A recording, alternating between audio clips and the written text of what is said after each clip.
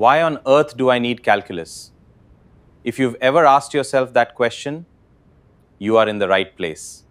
Today, in just under 5 minutes, I am going to answer this in the simplest way possible.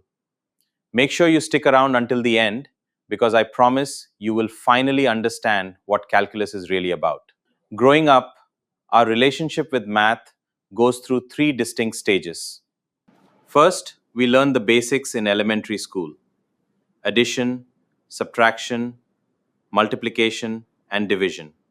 At this point, we start to wonder, why do I need to learn anything beyond this? And honestly, you can manage most of daily life with just that.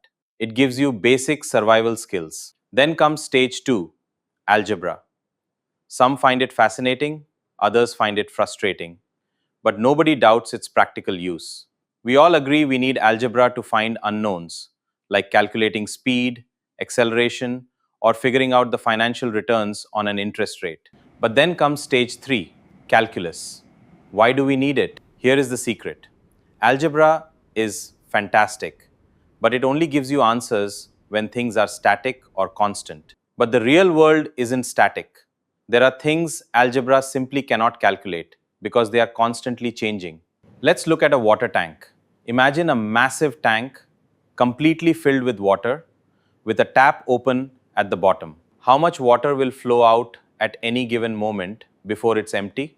Algebra struggles here. Why? Because the water pressure is highest when the tank is full, meaning the water rushes out incredibly fast. But as the tank empties, the pressure drops, and by the end, the water is barely dripping. The speed of the water is changing with literally every single drop.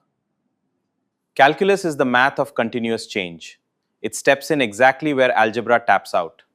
But who needs to empty a water tank in real life, right? Let's look at an example that applies to modern medicine. Let's see how calculus helps doctors determine the dosage and timing for medicines like Ozempic. To determine how to prescribe a drug, doctors look at two things: the half-life of the medicine and the maximum dose that needs to be active in the body. The half-life of Ozempic is 1 week. So if you take a 2 milligram dose on Sunday, by the next Sunday, exactly half of it, 1 milligram, is still in your system. You take your next 2 milligram dose, bringing your total to 3 milligrams. A week later, half of that 3 milligram is gone, leaving 1.5 milligrams. You take your next 2 milligram dose, bumping you up to 3.5 milligrams. Does this mean the amount of medicine in your body is just going to increase forever until it reaches infinity? No, it won't.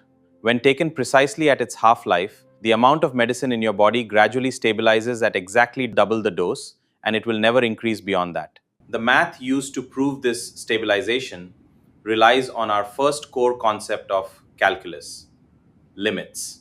Calculus is built on three main concepts: limits, derivatives, and integrals. Let's tie them all together. 1. Limits. A limit describes the value a formula approaches as things get closer and closer to a specific point. In standard algebra, you can't divide by zero or easily plug infinity into an equation. Limits let us calculate complex boundaries, like proving exactly where that Ozempic dosage will plateau instead of growing infinitely. 2. Derivatives. A derivative measures the exact rate at which a quantity is changing at one specific frozen moment in time. Going back to our water tank, a derivative will tell you the exact speed the water is flowing out at exactly 2 minutes and 14 seconds. 3. Integrals. An integral calculates total quantities like total volume or distance over a period of time, even when the rate is constantly changing. In the water tank example, if we want to know the total volume of water that flowed out during a specific 60-second window, we use an integral. It essentially adds up all those tiny changing sub-second flow rates to give us one final total. And that is calculus in a nutshell. It is the math of limits, freezing moments of change, and adding up those changes to see the big picture. Fascinating, isn't it? If this video finally made calculus click for you, please hit that like button, subscribe to the channel, and keep an eye out for our upcoming videos. We will be diving deeper into limits, derivatives, and integrals, keeping it simple, easy to understand, and easy to remember. That concludes our lesson for today. See you next time.